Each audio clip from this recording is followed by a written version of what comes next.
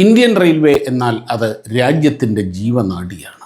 ലോകത്തിലെ ഏറ്റവും വലിയ പബ്ലിക് ട്രാൻസ്പോർട്ട് സിസ്റ്റമാണ് ഇന്ത്യൻ റെയിൽവേ. 2024-25 ഇന്ത്യയിൽ ട്രെയിനിൽ യാത്ര ചെയ്തവരുടെ എണ്ണം 700 കോടിയാണ്. അതായത് ലോക ജനസംഖ്യയേക്കാൾ അധികം. സാധാരണ ജനങ്ങളുടെ ജീവിതത്തോട് ഏറ്റവും അധികം ഇഴുകിച്ചേർന്ന് നിൽക്കുന്ന ഒരു ടെക്നോളജിക്കൽ മാർവൽ റെയിൽവേയോളം വേറെ ഒന്നില്ല.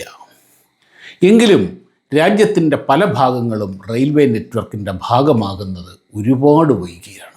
ഭൂമിശാസ്ത്രപരമായ വെല്ലുവിളികൾ, പണം, സാമൂഹ്യപരമായ കാരണങ്ങൾ, സർക്കാരിൻ്റെ ഇച്ഛാശക്തി, അങ്ങനെ പലതും. അതുകൊണ്ടൊക്കെ തന്നെ കൊങ്കൺ റെയിൽവേ യാഥാർത്ഥ്യമായത് 20-ാം നൂറ്റാണ്ടിൻ്റെ അവസാനമാണ്. ത്രിപുരയിലും അരുണാചൽ പ്രദേശിലുമൊക്കെ ട്രെയിനിൻ്റെ ചൂളം വിളി ഉയർന്നിട്ട് ഏതാനും വർഷങ്ങളെ ആയിട്ടുള്ളൂ. അതുപോലൊരു സ്വപ്ന സാക്ഷാത്കാരമാണ് കഴിഞ്ഞ ദിവസം കാശ്മീർ താഴ്വരയിലേക്ക് ആദ്യത്തെ വന്ദേ ഭാരത് ചൂളം വിളിച്ചു പാഞ്ഞപ്പോൾ സംഭവിച്ചത്. അതിലെ ഏറ്റവും വലിയ ഒരു വിസ്മയമാണ് ചെനാബ് പാലം. നമുക്കിന്ന് ചെനാബ് പാലത്തിൻ്റെ വിശദാംശങ്ങൾ സംസാരിക്കാം. നമസ്കാരം, പ്രിയപ്പെട്ട കൂട്ടുകാർക്ക് സയൻസ് കോർണറിൻ്റെ പുതിയ വീഡിയോയിലേക്ക് സ്വാഗതം. ഭൂമിയിലെ ഏറ്റവും പ്രായം കുറഞ്ഞ പർവ്വതനിരകളാണ് ഹിമാലയ സാനുക്കൾ. ഭൂമിയുടെ അടിത്തട്ടിലെ ടെക്ടോണിക് പ്ലേറ്റുകൾ കൂടിച്ചേരുന്നിടത്താണ് പർവ്വതങ്ങൾ ഉണ്ടാകുന്നത്. ഇങ്ങനെയുണ്ടായ പർവ്വതങ്ങളിൽ അവസാനമുണ്ടായത് എന്ന് കരുതപ്പെടുന്നത് ഹിമാലയമാണ്. ഏതാണ്ട് 50 മില്യൺ അഥവാ 5 കോടി വർഷം. എന്നാൽ ഭൂമിയിലെ പല പർവ്വതങ്ങൾക്കും 100-200 കോടി വർഷത്തെ പഴക്കമുണ്ട്. പ്രായം കുറഞ്ഞ പർവ്വതങ്ങളായതുകൊണ്ട് തന്നെ ഹിമാലയത്തിലെ മണ്ണിന് ഉറപ്പ് കുറവാണ്. അതുകൊണ്ട് തന്നെ മണ്ണിടിച്ചിൽ, ഭൂകമ്പ സാധ്യത എല്ലാം വളരെ കൂടുതലുമാണ്. അതായത് ഹിമാലയത്തിലൂടെ ഒരു റോഡ്, റെയിൽ തുടങ്ങിയ അടിസ്ഥാന സൗകര്യങ്ങളൊക്കെ പണിയുന്നത് വളരെ അപകടം പിടിച്ച കാര്യമാണ്. കൂടാതെ ഇടതിങ്ങിയ മലകൾ, കുത്തനെയുള്ള കയറ്റിറക്കങ്ങൾ, ആഴത്തിൽ കുതിച്ചൊഴുകുന്ന നദികൾ, ഇടതൂർന്ന വനങ്ങൾ എല്ലാം കൂടി ഹിമാലയ പ്രദേശങ്ങളെ അതീവ ദുഷ്കരമാക്കുന്നു. റോഡുകൾ മാസങ്ങളോളം അടച്ചിടേണ്ടി വരുന്നു. ഈ കാരണങ്ങൾ കൊണ്ടൊക്കെ തന്നെ ഏത് കാലാവസ്ഥയിലും അവിടേക്ക് റെയിൽ യാത്രാ മാർഗം ഒരേ സമയം അത്യാവശ്യവും എന്നാൽ അസാധ്യവുമായി നിന്നു. ലോകത്തിലെ തന്നെ ഏറ്റവും ദുഷ്കരമായ ഒരു ഭൂപ്രകൃതിയിലൂടെ കൊങ്കൺ റെയിൽവേ പണിഞ്ഞ ആത്മവിശ്വാസത്തെ അടിസ്ഥാനമാക്കിയാണ് 90കളിൽ കാശ്മീർ താഴ്വരയിലേക്ക് ഒരു റെയിൽപാത പണിയാൻ തീരുമാനിച്ചത്. USBRL അഥവാ ഉധംപൂർ ശ്രീനഗർ ബരാമുള്ള റെയിൽ ലിങ്ക് എന്നായിരുന്നു പദ്ധതിയുടെ പേര്. അതിൻ്റെ ഭാഗമായി ഉധംപൂർ മുതൽ കത്ര വരെയും ബനിഹാൾ മുതൽ ബരാമുള്ള വരെയുമുള്ള ഭാഗം 2013 വരെയുള്ള കാലത്ത് പല ഭാഗങ്ങളായി പണിതീർന്നു. പക്ഷേ താഴ്വരയെ പൂർണ്ണമായും ഇന്ത്യൻ റെയിൽ നെറ്റ്വർക്കിനോട് ബന്ധിപ്പിക്കണമെങ്കിൽ ബനിഹാൾ മുതൽ കത്ര വരെയുള്ള 111 കിലോമീറ്റർ കൂടി ബന്ധിപ്പിക്കേണ്ടിയിരുന്നു. ഈ ഭാഗമാണ് പദ്ധതിയിലെ ഏറ്റവും ദുഷ്കരമായത്. 27 ടണലുകൾ, 37 പാലങ്ങൾ എന്നിവയാണ് ഈ സെക്ഷനിലുള്ളത്. അതിൽ തന്നെ 12.7 കിലോമീറ്റർ നീളമുള്ള ടണൽ രാജ്യത്തെ ഏറ്റവും വലുതാണ്.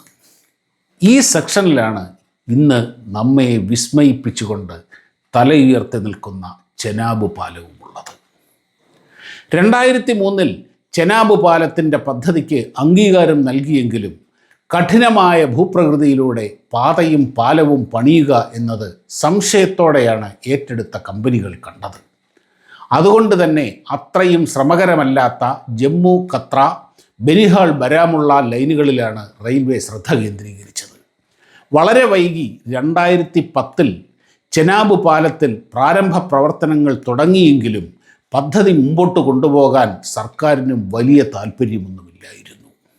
2013 ആയപ്പോഴേക്കും താഴ്വരയിലൂടെ ട്രെയിൻ ഓടിക്കുക എന്നത് നടന്നെങ്കിലും താഴ്വരയെ രാജ്യത്തിൻ്റെ റെയിൽ നെറ്റ്വർക്കുമായി ബന്ധിപ്പിക്കുക എന്ന ലക്ഷ്യം അവശേഷിച്ചു. പിന്നീട് 2016 പദ്ധതിക്ക് ജീവൻ വെച്ചത്. നമുക്കിനി ചെനാബ് പാലത്തിൻ്റെ പ്രത്യേകതകളൊന്ന് നോക്കാം. 1300 മീറ്റർ, അതായത് ഏതാണ്ട് 1.5 കിലോമീറ്റർ നീളം, 2 മലകളുടെ മധ്യത്തിലൂടെ ഒഴുകുന്ന ചെനാബ് നദി, മണ്ണിൻ്റെ പ്രത്യേകത കാരണം പൈലിംഗ് നടത്തി പില്ലറുകൾ താഴ്ത്തി പാലം പണിയാൻ കഴിയില്ല. നദിയുടെ അടിത്തട്ടിൽ നിന്ന് പാലത്തിലേക്കുള്ള ഉയരം 1178 അടി അഥവാ 359 മീറ്റർ. ഇത്രയും ഉയരത്തിൽ പില്ലർ പണിയാൻ കഴിയില്ല. കഴിഞ്ഞാൽ തന്നെ അത്രയും ഭീമമായ കോൺക്രീറ്റ് ഭാരം നദിയിലെ ദുർബലമായ മണ്ണ് താങ്ങുകയുമില്ല. അപ്പോഴുള്ള ഒരേ ഒരു മാർഗം നദിയുടെ ഇരുവശങ്ങളിലുമുള്ള മലകളുടെ അടിഭാഗത്തു നിന്നും ഒരു പടുകൂറ്റൻ സ്റ്റീൽ ആർച്ച് പണിയുക എന്നതാണ്. ആർച്ച് ഉറപ്പിക്കുന്ന അടിത്തറ മലകളുടെ അടിഭാഗമായതുകൊണ്ട് അവിടുത്തെ മണ്ണിന് ഉറപ്പുണ്ട്. അങ്ങനെ ആ ആർച്ചിന് മുകളിലൂടെ പാലം പൂർത്തിയാക്കുക. 28,000 മെട്രിക് ടൺ ഉരുക്ക്, 66,000 ക്യൂബിക് മീറ്റർ കോൺക്രീറ്റ്, 10 ലക്ഷം ടൺ മണ്ണ് മാറ്റേണ്ടതുണ്ടായിരുന്നു.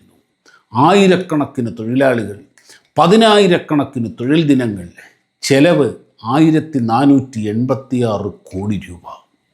നോക്കൂ, കഴിഞ്ഞ റെയിൽവേ ബജറ്റിൽ കേരളത്തിൻ്റെ ആകെ വിഹിതം 3000 കോടി രൂപയാണ്.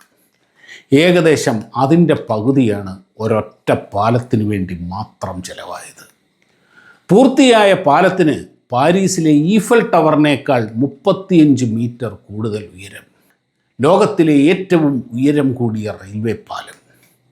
കേട്ടാൽ തല കറങ്ങിപ്പോകുന്ന കണക്കുകൾ നീണ്ടു കിടക്കുകയാണ്. ഭൂകമ്പ സാധ്യത കൂടുതലുള്ള മേഖലയിലാണ് പാലം സ്ഥിതി ചെയ്യുന്നത്.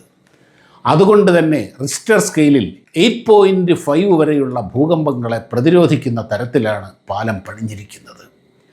ഇതുപോലൊരു വലിയ ഭൂകമ്പത്തിൽ ആർച്ച് ആടിയുലഞ്ഞാലും മുകളിലുള്ള പാലത്തിലേക്ക് ആ ചലനം വരാത്ത രീതിയിൽ തെന്നി മാറുന്ന പ്ലേറ്റുകൾ ഇടയിൽ ഘടിപ്പിച്ചിട്ടുണ്ട്. 7 മുകളിലുള്ള ഭൂകമ്പം എന്നാൽ അതിഭീകരമാണ്. അതുപോലെ മണിക്കൂറിൽ 260 കിലോമീറ്റർ വേഗതയുള്ള കൊടുങ്കാറ്റും 0 താഴെ 20 ഡിഗ്രി വരെയുള്ള ശൈത്യവും ഒന്നും ചെനാബ് പാലത്തെ ബാധിക്കില്ല. 2017 അതിവേഗത്തിൽ പണി പുരോഗമിച്ചു തുടങ്ങി. 2021 ആർച്ചിൻ്റെ പണി പൂർത്തിയാക്കി. കഠിനമായ ഭൂപ്രകൃതിയും കോവിഡും ഒക്കെ കാരണം പല ഡെഡ് ലൈനുകളും മിസ് ചെയ്തു. വിചാരിച്ചതിലും പതുക്കെയാണ് പ്രവൃത്തികൾ നടന്നത്.